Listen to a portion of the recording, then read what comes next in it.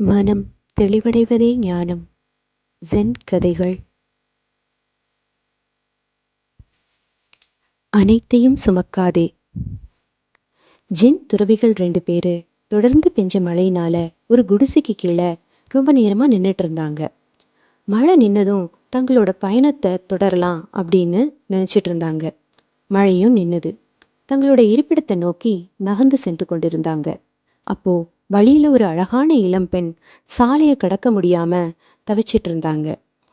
இதை பார்த்த அந்த துறவிகள்ல ஒருத்தர், என்ன ஆயிற்று பெண்ணே, உனக்கு ஏதேனும் உதவி தேவையா அப்படின்னு கேட்டாரு.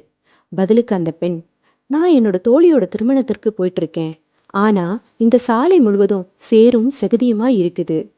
நான் இதை கடந்து நான் போகும்போது நிச்சயமா என்னோட அழகிய உடை பாழாகிடும் அப்படின்னு சொல்லி வருத்தப்பட்டிருக்காங்க. உடனே அந்த துறவி, கவலைப்படாதே, என்னோட தோள் மேல ஏறிக்கோ, நீ சேர வேண்டிய இடத்துல உன்னை சேர்த்து விடுறேன் அப்படின்னு சொல்லி அவங்களுக்கு உதவியும் செஞ்சாரு. உதவி செஞ்சுட்டு திரும்பி வர்ற வழியில தன்னுடைய நண்பரான இன்னொரு துறவி கோபமா இருக்கிறத போல அவருக்கு தோணுச்சு.